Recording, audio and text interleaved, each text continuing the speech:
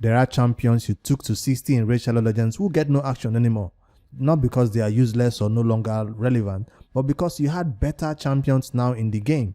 In this video, I'm going to review all my level 60 champions in Raid so far since I've been playing for over 1 year and tell you which ones I no longer use anymore and are now just bench warmers.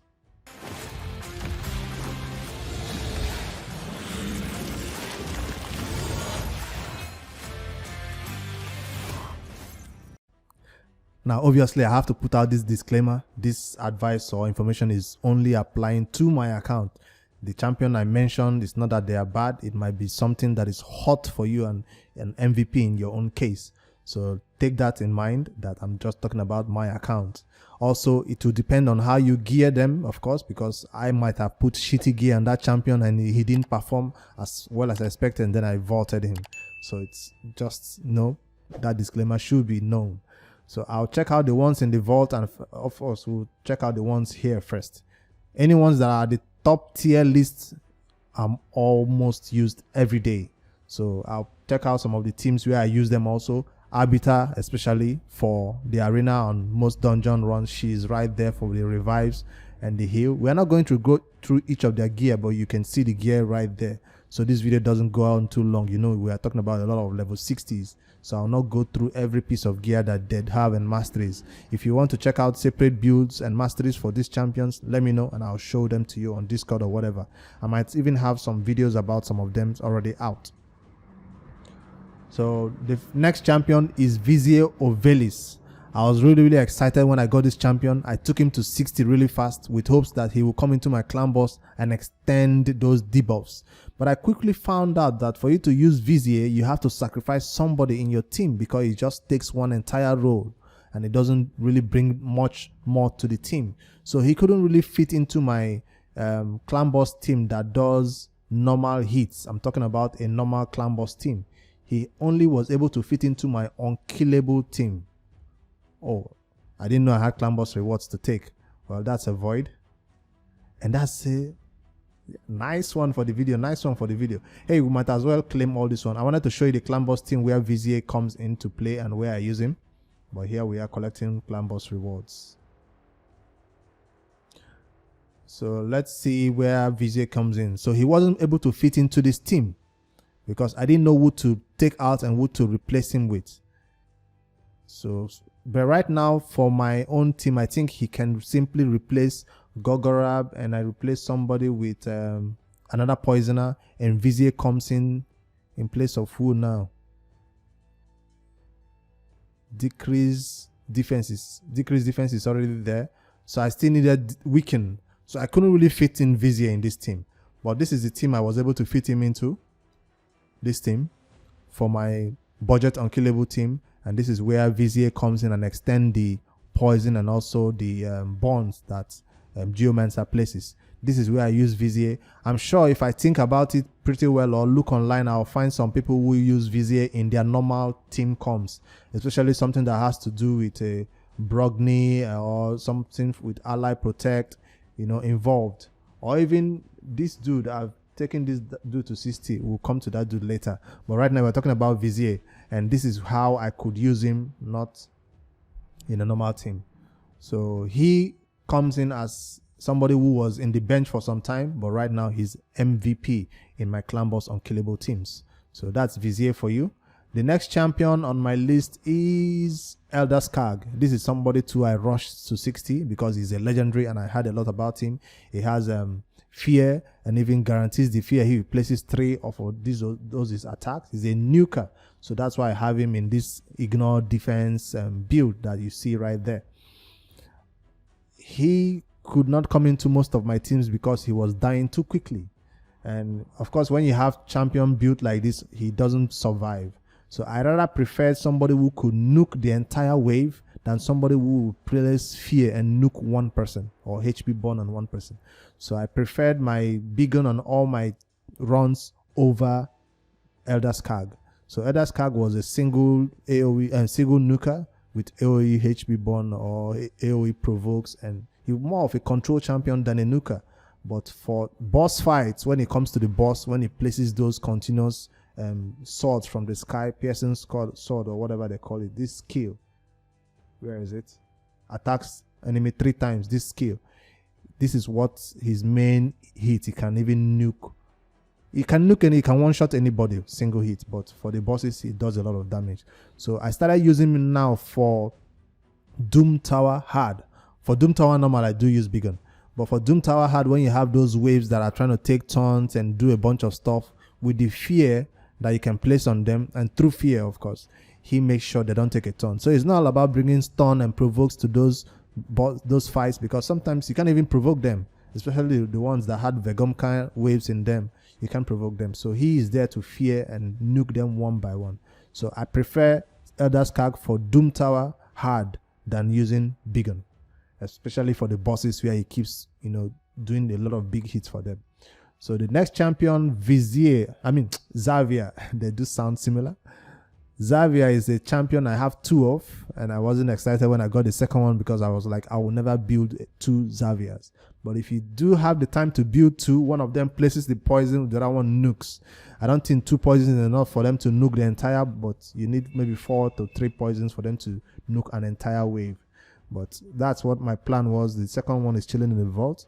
So Xavier came in as my poisoner for the arena at one time when I was fighting in negative affinity arenas, when Frozen Banshee or Occult Brawler could not do the job. She came in. So she's currently chilling in a arena build that I was using back in the day. So Xaviers are known for being nukers. So this is somebody I had to place in attack percentage chest because she's no longer a clan boss champion. But I still have her in lifesteal, which is not the ideal set for Xavier. If you want her to nuke the entire waves whenever poisons are out, maybe you don't need any special set.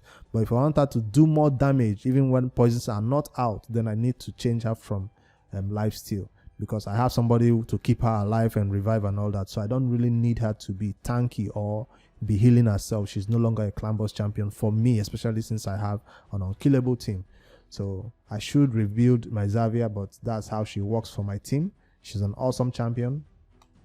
I recently got Dragstar out of my fragments for the Doom Tower, and I currently have him in very, really high accuracy. So he is somebody who is still not in the bench right now. So remember, we are looking for bench warmers, so I'm going through them to see who is in the bench. Dragstar will never go into bench. He's currently somebody I use in the Doom Tower. And you can see my clan boss currently have Razin.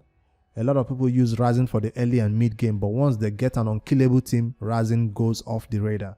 So I currently have my Razin in my normal team. I don't use an unkillable team for clan boss Brutal or for clan boss Nightmare. I use my unkillable only for clan boss Ultra Nightmare. So my Razin is still good for my Nightmare and Brutal runs, where it's, of course, it's a 1 key each. So that's where I still use my Razin, except it's a negative affinity, which doesn't happen. I always hit those bosses when they are void. And the next person under Priest Brogni can never be a bench warmer. Nope. He's a champion who is in all your Doom Tower teams. Well, not all. He's in most of my Doom Tower teams to keep the allies alive. My Arbiter can always do the revives, so he is there to place that shield and keep us alive. He's somebody I also use in 3v3 arena a lot. He's tanky with his shield, and enemies who hit you get, damage back at them. He's really, really useful. I don't use him in my clan boss. A lot of people use him in clan boss. I didn't build him for clan boss, although this is looking like a clan boss build. That was the intention, but he never really made it to the team. Seal the Drakes. We can't put this one in the vault. She's never a bench warmer. She's in all your arena teams. If you don't want to have your Arbiter over there, Arbiter is just there for the increased attack and revives. But Seal can make the run more constant, more 100%. Sometimes I wake up and I see some of my runs fail because I use an Arbiter.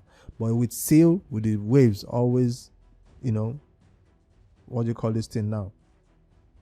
Stunned, yes. With the waves always stunned, you have no fear of taking damage or whatever. If you do take damage, you'll revive.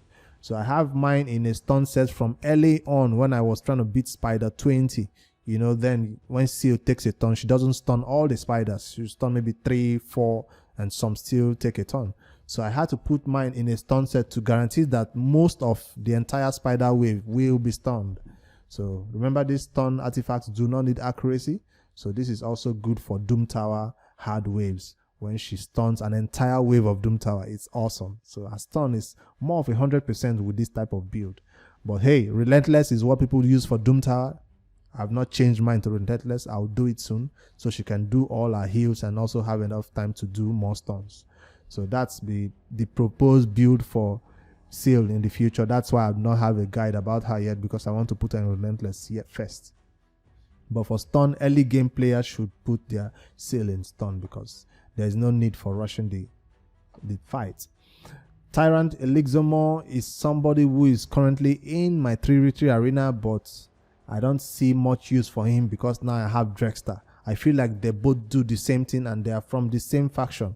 I did use them to complete the faction wars, so that is awesome. For Demon Spawn faction, I did use them. But right now, he is somebody that might go into the vault, because if you ask me which of these champions should come into my 3v3 arena, I think the person will be Dragstar.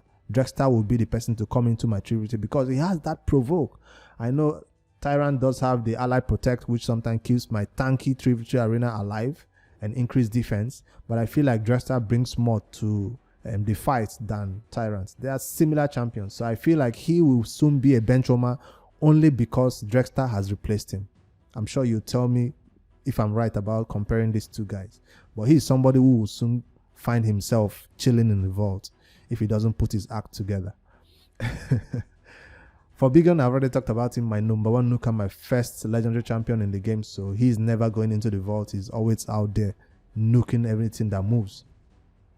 Iron Brago is somebody I had to take to 60 because I thought, ooh, he has increased defense and he's do better than my currently increased defense champion for the, what do you call this team now?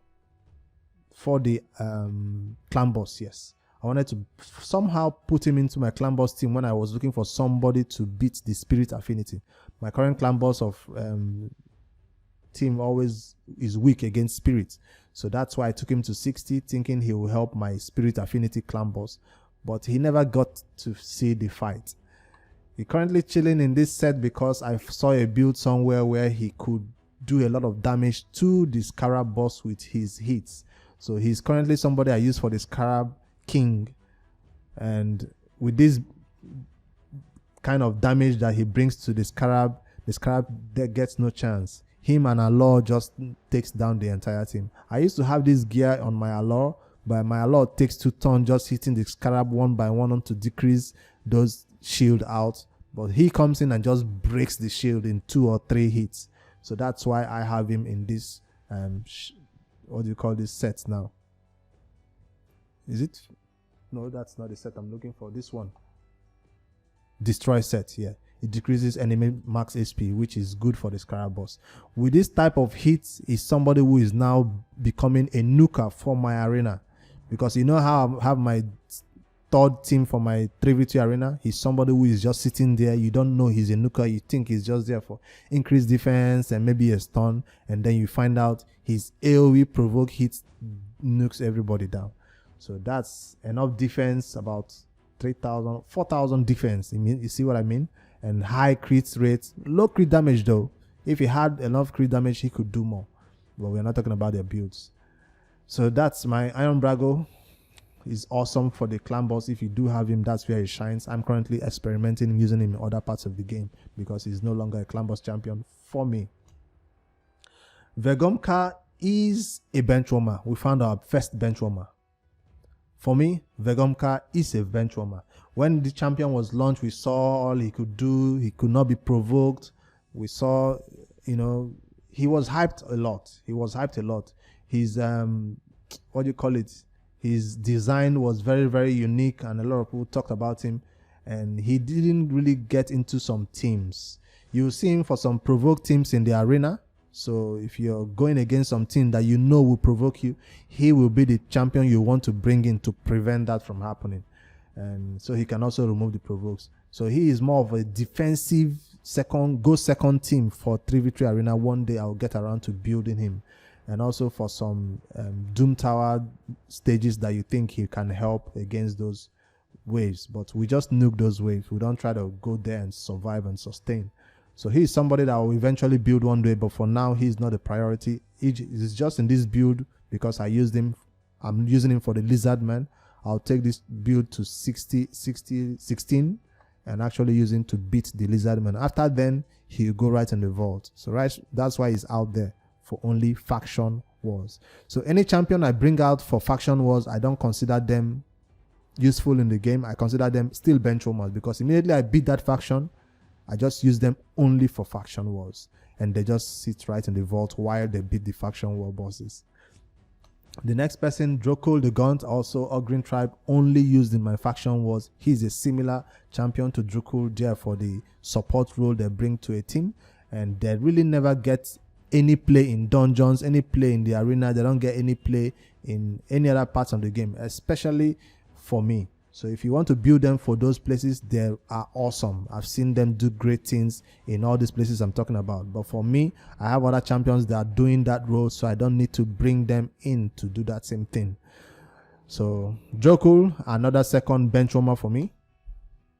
Molly, in a recent video, I just showed you how I speed tune my Arbiter team to go with my Molly. So if you haven't seen that video, I'll card it above. And Molly is nowhere near and will never be a bench warmer for me. Her provoke is awesome because she doesn't hit, she places that provoke. And with this amount of accuracy, there's almost nothing in the arena, level, mid-level, low-level arena that I cannot provoke for gold 4. So that's where she comes in. I recently built my Umbrella Enchantress to beat the Demon Spawn. Now that that job is done, I'm looking for how can I bring this champion into 3v3 arena, because I'm tired of losing second battles or third battles. With a provoke, you stand a higher chance of winning 3v3 arena in a tanky team, of course. So I'm trying to build her speeds up to the level where she can come into that. Her accuracy is already there, but a build needs to be changed to something that has to do with more speed for me to use her in 3v3. So she is not yet a bench warmer, but if she doesn't put her act together, she might be. Cardinal is somebody else I'm also considering for 3v3 arena. I want to do that because of my go second team. Is something that I always look forward to, a team that can go second and still win. It's not always all about the speed, you know. So I'm looking forward to that. Currently, this is a 3v3 arena. I mean, this is a faction war build where she was able to help me keep everybody alive and beat the faction war boss for Sacred Order. She's still there, and I might use this artifact for somebody else in a faction that I've not yet completed. So this is not a final build. Her main build, when I finally get to build her, will be with this set that I've never used on any champion. This is the amount of immunity gear I have that nobody has ever used in my team. So one day I look forward to building my Cardinal as the first immunity champion I ever built in Raid Shadow Legends, because I think this is what a lot of people use her for in the 3v3 arena or in the arena when she goes second. So she cannot be provoked, she cannot be no decreased defense, so she is the last to die and revive everybody and they take a turn. So that's what I'm looking forward to. Let's go a little bit faster. We are taking too much time explaining too much. Manita, do I need to say anything about it? Do I need to say anything about this? Seriously? Come on, let's get over that. No. Can never be a bench warmer. Lua, this is somebody I used for the spider for stun. I wanted her to stun the spider, and then I got an allure, and allure kind of pushed her to the side. Allure pushed her to the side. Turn meter control also, but allure kind of make this champion move to the side. So she is currently somebody that might go into the vault because I no longer use her. And just to be sure I'm talking about the right champion, yes, these are turn meter decrease. So I used her for the spider and some Fire Knight runs, but now no more. She no longer makes the team. That's why you see me currently stripping a gear off her, because this gear now belongs to somebody else. She's no longer making any of my teams when you have an allure decreasing the turn meters that fast with A1s. Faceless is somebody who will not go into bench. He's not a bench warmer for me. He's somebody I built recently this month of November, and I built him because of this faction for... I've not yet defeated the faction. What's the name of this faction? Night Rev. He's a nuker one hit, boom, everybody's dead. So I currently have him in high crit damage, high crit. So he does a lot of hits. But I've not beat the boss yet for this faction. But when I do beat this boss for Night Rev, Faceless will not go into the vault. He will continue being a nuker, maybe for my 3v3 arena. Because remember, when you put this champion with Cardinal and he dies and she revives him, somebody's gonna die. His one hit is awesome. I like a champion that ignores 100% of defense. So that's why I currently hype him up like this. I like what he does. One hit dead, one hit dead. So this is a broken set I do have on him just to ensure that he has that high crit damage. I don't want to have special build. You don't have to ignore defense on this champion. So Geomancer, MVP for my clan boss. Let's keep that one. Rector Drat. This is somebody that is currently helping in some Doom Tower cases. And I'm thinking of how to bring guy into 3v3 arena. But not yet in a perfect build. This is just something I wanted to use for her faction war. Which faction is this? Is it Undead? No, Night Rev, yeah. She's currently in the Night Rev faction. So she is somebody who is right there with Faceless for the Night Rev faction. So this her build is not yet perfect or anything, but she keeps the entire team alive with also a revive. Muslim Mage is somebody who is also for faction wars, helping me to beat that Undead faction with Gogorab. I've not done that faction yet too, but I'm working on it. Sepulchre Sentinel, my very first clan boss team that helped me and Skull Crusher do the clan boss with Nightmare and Brutal, and currently doing Ultra Nightmare, but I don't use that anymore. So this is a MVP champion that is not going into the vault. I currently do use her sometimes in the what do you call it, Ice Golem, because of his hits, and sometimes Brogni is the person that comes in, but they are interchangeable because of their ability to keep a team alive and also block damage from one person. Skull Crusher is also not a vault champion. Venomage is also in my clan boss when I showed him my unkillable team right now. And now Taraki the Frog is somebody who I hope to use, and I got this champion, took him to 60, but look, no gear. Do I have masteries on him? Yes, I do have masteries on him, but look, no gear. So I really never had time to bring him. Why? Because I got an unkillable team, and I'm like, there's no need for me to bring a Taraki the Frog into Ultra Nightmare anymore when I have an unkillable. So he took the bench when I got a Man Eater. So I'm sorry, Taraki the Frog, you're great. I've seen all you do for other players, but maybe someday you can help me beat the Shadow King faction. So I don't regret putting masteries on him. I kind of rushed it, but I didn't know I would get a Man Eater. So he's awesome, but not for my team right now. Ultimate Gaelic, this champion helped me beat Spider 20, but once I got who did I get for HP Burn? Once I got Tyrant, Ultimate Gaelic took the bench and is currently going to go into the vault. He's somebody that is currently chilling in the Ox faction, only beating the Ox faction.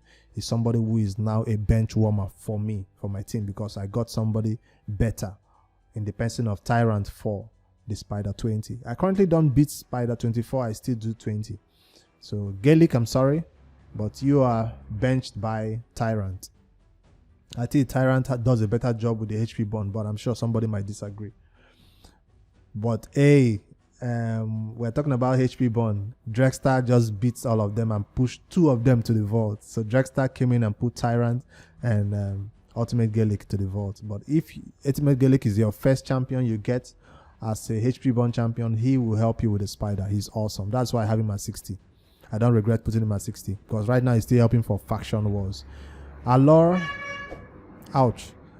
Allure, we're not going to talk about that. A1, decrease defense. I mean, decrease counter at what? Decrease turn meter. So we're not going to talk about that. Gogorab, my first speed lead for the arena. So he is awesome. I used to use him with Apothecary for the speed lead because I do a decrease defense and the nuke. He's still awesome for the faction wars for Undead. So he's not yet a vault guard.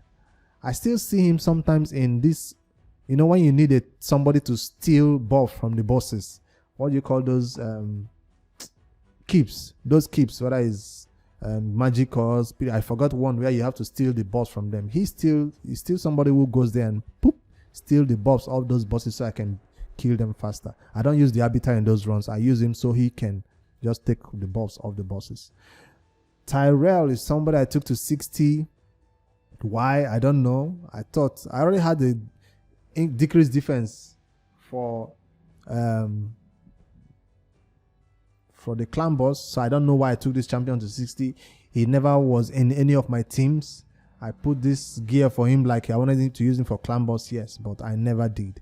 So currently he is in the faction war for, is it Secret Order? High Elves. So he's in the faction war for High Elves. That's where he is. Sometimes I put it in the arena if I have a negative affinity team and all that. Lodric Falcon Hearts, somebody I took to only 60 just because of Scarab boss. So he is a bench warmer. Somebody I use only for what do you call it? Doom Tower is definitely a bench warmer because you only bring them into the field when you need them to do one thing, maybe 5 minutes to the end of the battle. So yes, that's a bench warmer right there. He does his job fine at 50. That's something I did not know. But for Doom Tower Hard, I think maybe 60 is a good thing to do because you need more speed and stuff with the HP on him. Stag Knight is somebody who is awesome for my arena. My number one decreased defense debuffer for my arena, and every dungeon I run has a Stag Knight except his negative affinity. So he's number one, will never be a vault champion or a bench warmer. Sandler Survivor, number one for my Nightmare and Brutal. Still works for my Ultra Nightmare on a tricky Ultra Nightmare, so she's never a bench warmer right now. Awkward Brawler, number one poisoner, better than Frozen Banshee in my opinion. I use him over Frozen Banshee all the time, except negative affinity, of course. Painkeeper, we're not going to talk about that. Goes with Man Eater. Bellowware, regretted taking to 60. Should have stayed 50 because currently it works only in faction wars. So bench warmer because you're only for faction wars. Cold Heart, we're not going to talk about that. Thank you very much. Fire Knight Spider, that's all I have to say about that. Frozen Banshee, not yet a bench warmer. She's still awesome for the Ice Golem, awesome for the Dragon. I do not use my Awkward Brawler for Dragon. I think he is inconsistent with the poisons, and so that's why I have a Frozen Banshee for the Dragon. 24, by the way. Apothecary, not yet a bench warmer, still makes it sometimes to my faction war teams. Magically, I don't know how he still does it, coming into the team for an endgame player account or a mid-game player account. Amiga, still awesome for the Ice Golem and sometimes for my Spider. I have an Allure, so when you have an Allure, you kind of don't use an Amiga, but he's still sometimes there. Not yet a bench warmer, is still awesome. This is a new champion I took to 60 because I wanted to beat the Dark Fae. And you needed those Tometer and all that. So she's not yet a bench warmer. She's there for unexplored potential and sometimes for the 3v3 arena also. So she has more utility in the future for me. I've not yet explored all her abilities yet. Vizix, the Embodied, somebody I took to 60 just so I could beat faction wars. So unfortunately, she might go into the vault, but I feel that she has potential for my 3v3 arena, somebody for one of my teams that I'll build in the future. Alright, had to pause there and make some room in my storage device for the recording, but I was talking about Vizix, and I did say she is a bench warmer because I only used her for faction wars, but I'm looking for a way to put her into my 3v3 arena because I feel like she brings a similar role, if not even more than what's her name now, Molly the Tankard. So she has a similar role to Molly in most cases, and she's void affinity, so she will bring a lot to a 3v3 arena fight if she build her correctly. I currently have her built in my faction war build, and even currently stealing some gear from her. That's how you know she's currently a bench warmer for me. But maybe in the future I'll find some use for her when I have the gear for that. Ophoris the Tusk is somebody I currently took to 60 today during the champion training, and he's going to be a bench warmer also after I use him for the reason why I took him to 60, which is to survive the faction war. So he's only a faction war boss. And also Elegaias will not be 60. I currently use this champion to cheese the faction war boss so he can be hit and not be able to be killed in one shot. So that's my thoughts. Maybe in the future we'll have use for him, but right now he is not somebody in my teams. I got super hyped when I got a long beard and war chief at the same time in my last ancient shard opening video. I'll card it above over here if you want to take a look at that video. But Longbeard is not going to 60 yet because he's not somebody who will help the faction war. I want to use him for the faction war boss for skinwalkers. Yes, I want to build him for skinwalkers, but he can do that role of all ally attack and increase ally attack by 20%, ally damage by 20% with level 50.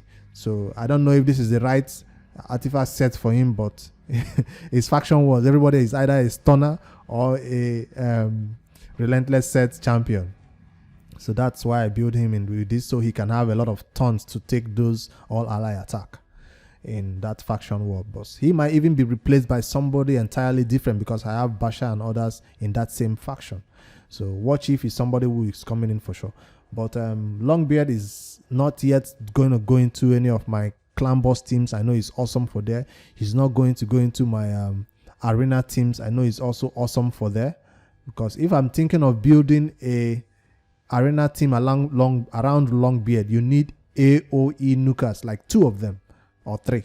So I currently have my only AOE nuka is Bigon that is built fully.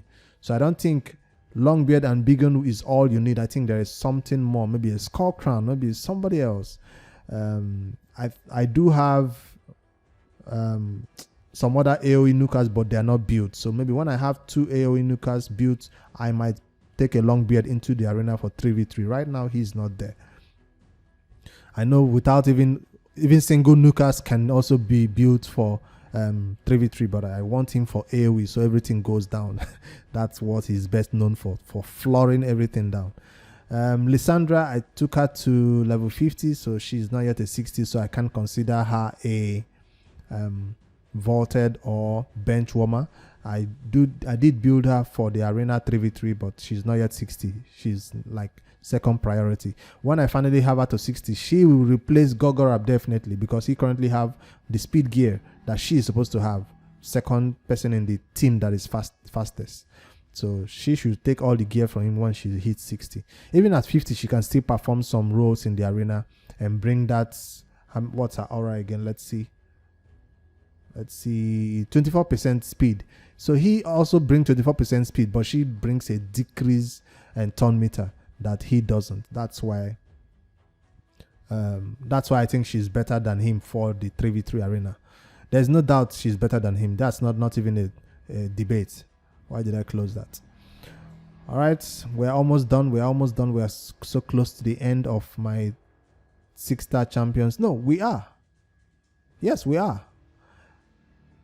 Because I'm checking my level 60s. I'm not talking about level 50s.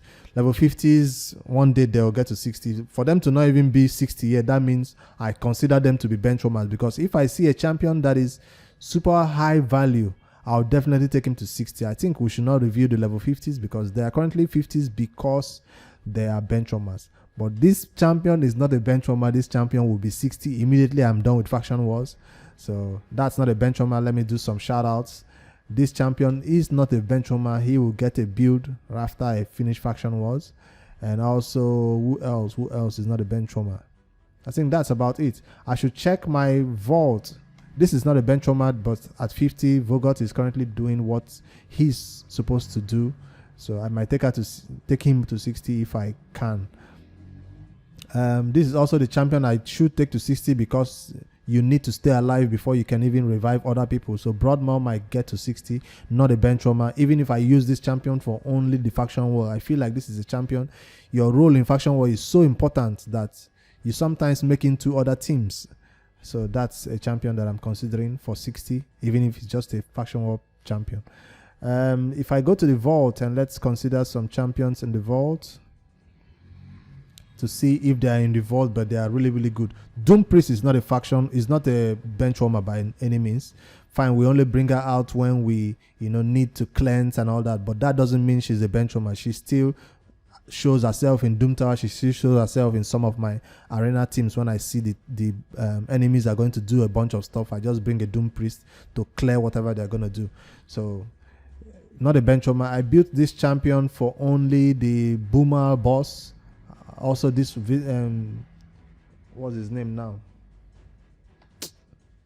I forgot his name, but they are both built for Doom Tower Hard or Doom Tower Normal. Those bosses that were really, really difficult to beat. So I feel like these two champions are bench warmers. She is not a bench warmer, although she's only comes into the spider Doom Tower boss that has a lot of spider links. She and Doom Priest. For my Atel, which was my first sister champion, is now a permanent bench warmer who only showed herself in the faction war boss to help me take down and currently fights the waves in faction wars. Also, the same thing for this champion I took to 60 only because I wanted to beat the spider, and she's currently in a lifesteal and she has a counter attack build where she can heal herself up as a spider tank. She's a very, very huge bench warmer because she's one of the best person I took to 60 after my Atel. I took this champion to 60 also for spider purposes, but she's negative affinity and I currently use in faction war only, bench warmer. This one has never been built. See, bench warmer, huge bench warmer right here, and somebody who I wanted to use in faction war, but I've already beaten that boss, so this is a huge bench warmer also. And this champion was huge for faction war for me, so this is not a bench warmer. I still use this champion in the arena. Decreased defense, a lot of accuracy over there, and high speed 197. So crit damage 100% and see crit rate and crit damage 100%. So I have this champion, really good build. I don't even know why I have him in the vault right there. That's bad. So not a bench warmer by any means. I think that's all I have over here. Don't forget, any of the champions I mentioned as bench warmers, if you watch football or any other sports, you know that even the bench is as important as the main team. Whenever sometimes you put your main damage dealer in the bench so that when the main team is weak, you can bring them in and then do a bunch of stuff. So they are not all bad at all. It's just I've not built them for any particular reason in the game. So I just wanted to do a review of all the champions I have so far and where I use them. And this is a bit of a longer video. Hope you enjoyed it. If you have any other reasons why these champions should not be listed or ranked the way I did them, this is not a tier list by any means, of course. This is just how I built this champion and where I use them and why they've not come into the team and where they shine and where they do not shine for my account. If you have any other counter arguments, please tell me. We're all learning in raid. We're all learning as we go along. I'm no expert. I have to put this disclaimer out again at the end of the video so I don't get flamed for calling somebody a bench warmer when they are obviously not. I know very well that a lot of them I mentioned are not. It's just that for my team specifically, I have other people doing that role, or I don't have the gear yet to make that champion shine above this other champion I have here. So I think I've made a lot of disclaimer. I'm sure you guys will be nice to me in the comments. Let me know. I'd like to know which of these champions you use and which teams you use them on, because don't just say you mention one champion and you use them like this. I'd like to know the 4 other champions that go with them, because that will help me build a team around them. Like I'm trying to build a team around Cardinal, but I don't know who else I can put in with her to make that magic happen of reviving and killing everybody. Maybe I don't have a lot of AoE nukers right now. Anyways, guys, thanks for watching this video all the way to the end. If you did watch all the way to the end, it's time for you to hit that like button and subscribe button. I really appreciate you guys for, bumping my channel up to the level where it is now in a short time. I'll keep these videos fresh and keep them coming for you. See you guys in the next one. Bricks 5D, and I'm out.